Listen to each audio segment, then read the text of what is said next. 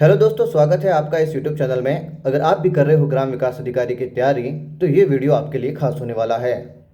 दोस्तों, ग्राम विकास अधिकारी की जो है एग्ज़ाम्स वो 1 महीने बाद होने वाली है। दोस्तों, 1 महीने में ग्राम विकास अधिकारी के सिलेबस के किन पहलुओं पर ध्यान दें कि ये एग्ज़ाम्स आसानी से क्रैक हो जाए। तो दोस्तों, मैं आपको जो है इस वीडियो के माध्यम से ग्राम विकास अधिकारी के एग्ज़ाम्स को फाइट करने के लिए आपको टिप्स दूंगा। दोस्तों, इससे पहले आपको बता दूं कि मैं स्वयं भी एक ग्राम विकास अधिकारी के पद पर कार्यरत हूं। मैंने इस एग्ज़ाम्स को कैसे फाइट किया था, इस एग्ज़ाम्स में अच्छे मार्क्स कैसे लाए थे, उसके बारे में आपको पूरी तरह से बताऊंगा। दोस्तों, ग्राम विकास अधिकारी की एग्ज़ाम्स में जो है 160 प्रश्न हैं और 200 अंक के हैं। सबसे पहले जो है इस ग्राम विकास अधिकारी के सिलेबस को हमें पूरी तरह से अच्छे से देखना होगा।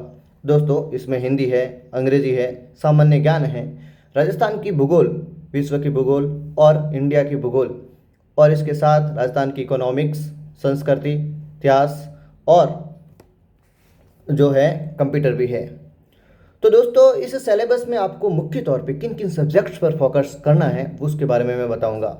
तो सबसे पहले आपको जो है हिंदी पर फोकस करना है। दोस्तों, हिंदी सब्जेक्ट जो है एक ऐसी विषय है जिस पर अच्छे मार्क्स लाए जा सकते हैं अगर इसका अच्छे से अध्ययन करें।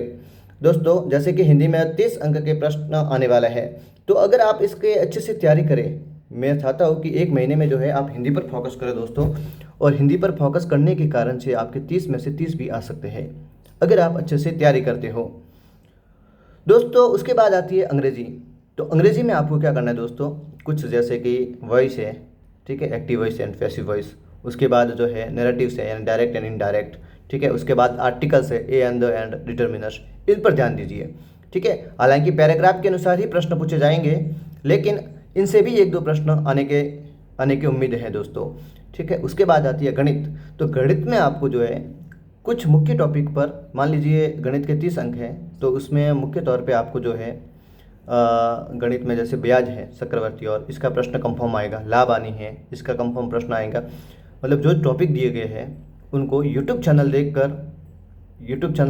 के एक बार अगर आप आर्ट्स बैकग्राउंड से देख कर प्रैक्टिस कर लीजिए दोस्तों, ठीक है। उसके बाद आता है दोस्तों सामान्य ज्ञान। सामान्य ज्ञान में 10 अंकों के तो आएंगे करंट अफेयर्स, और 10 अंकों के आएगी विज्ञान। तो इसको आपको स्किप करना है, इसको नहीं पढ़ना है दोस्तों, ठीक है। एक बार के लिए स्किप करना है। और उसके बाद जो है दोस्तों भूगोल आती है। तो भूगोल में भी राजस्थान की भूगोल अच्छे से पढ़नी है दोस्तों, बहुत अच्छे से पढ़नी है, ठीक है। राजस्थान की भूगोल और इंडिया की भूगोल और विश्व की भूगोल। तो राजस्थान की भूगोल सबसे ज़्यादा इस पर फोकस करना है। उसके बाद जो है विश्व की भूगोल पर करना है, ठीक है। और उसके बाद इंडिया के भूगोल पर दोस्तों। हालांकि 2-2 टॉपिक ही है इसमें, तो इतना है नहीं, वाइड नहीं है। उसके बाद आती है राजस्थान की इकोनॉमिक्स, ठीक है। राजस्थान की इकोनॉमिक्स में तो इकोनॉमिक्स सर्वे पढ़ लो आप, 30 अंक, ठीक है, 30 अंक उसमें से आ जाएंगे। हालांकि पिछले टाइम उसमें बहुत कम प्रश्न पूछे थे 30 अंक देने के बावजूद भी, लेकिन अब की बार उम्मीद है कि जो है सिलेबस के अनुसार ही पेपर आएगा। उसके बाद दोस्तों है राजस्थान की संस्कृति। राजस्थान की संस्कृति 30 अंकों की है, और इसको जो है आप 9th जो 10th की किताब है, ठीक है, उससे ही पढ़ना है। उस किताब को ही आपको घोट डालना है, क्योंकि उससे मैक्सिमम प्रश्न बनते हैं। ये RSMSS भी बोर्ड की खासियत है, प्रश्न कठिन भी बनेंगे तो भी उससे ही बनेंगे, सरल बनेंगे तो भी उससे ही बनेंगे, ठीक है दोस्तों। और उसके बाद है कंप्यूटर आपको पढ़ना है।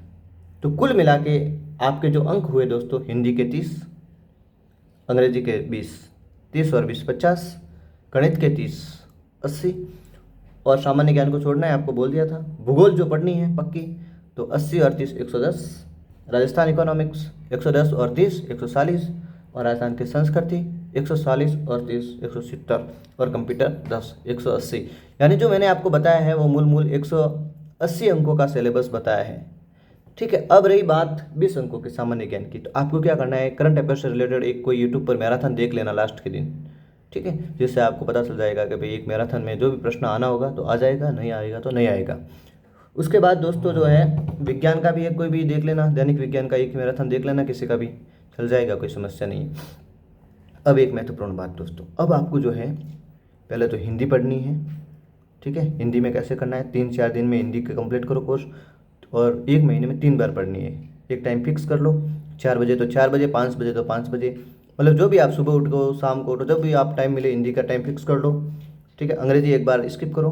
उसके बाद गणित पढ़नी जरूरी है। गणित को कैसे पढ़ोगे आप, यूट्यूब चैनल देख लो, ठीक है। एक बार अपने कॉन्सेप्ट क्लियर कर लो। एचसीएफ, एलसीएम है, लाभ हानि है, चक्रवर्ती ब्याज है, ठीक है, और साधारण ब्याज है। ये जो कुछ टॉपिक होते हैं जिनके प्रश्न हमेशा हर एग्जाम में आते हैं, तो इनको तो आपको बिल्कुल मजबूत करना है, ठीक है दोस्तों। उसके बाद है भूगोल। राजस्थान की भूगोल ऐसे सब्जेक्ट है जो एकदम सरल है और उसमें अच्छे से अंक प्राप्त किए जा सकते हैं, तो राजस्थान की भूगोल को ज़रूर पढ़े दोस्तों। और उसके साथ साथ है राजस्थान की इकोनॉमिक्स। राजस्थान की इकोनॉमिक्स थोड़ी हार्ड पड़ती है, लेकिन जो है अगर आप इकोनॉमिक सर्वे को या फिर इकोनॉमिक सर्वे में जो टॉपिक दिए गए हैं उनको अच्छे से पढ़ोगे तो निश्चित रूप से प्रश्न वहीं से आने वाले दोस्तों। और रही बात राजस्थान की संस्कृति, तो राजस्थान की संस्कृति मैंने आपको बता दिया है दोस्तों कि राजस्थान की संस्कृति के प्रश्न जो है 9th और 10th की किताब से ही आएंगे। उसी को 2-3 बार रट्टा मारना है, भले आप कैसे रटो समझो कुछ भी करो, लेकिन उसी में से ही प्रश्न आएंगे मैक्सिमम। अगर मान लीजिए 30 अंक के प्रश्न पूछ रहा है तो मान लीजिए आप 25 अंक या 20 अंक तक तो मान ही लीजिए कि उसमें से ही आएंगे प्रश्न, ठीक है। और उसके साथ कंप्यूटर में आप देखो एम एक्सल पर तो ध्यान मत देना, क्योंकि वो बहुत वाइड एरिया है। इसमें जैसे कंपाउंड्स है, जैसे हार्डवेयर है, रैम रोम है, इन पर थोड़ा ध्यान दे देना, उनके प्रश्न राइट हो जाएंगे, ठीक है दोस्तों। और इस चैनल पर अगर आप नए आए हो दोस्तों तो प्लीज़ सपोर्ट ज़रूर कीजिएगा, चैनल को सब्सक्राइब ज़रूर कीजिएगा और लाइक कमेंट शेयर ज़रूर कीजिएगा। और भी कोई सुझाव हो आपके तो कमेंट में ज़रूर बताइएगा। Thank you very much.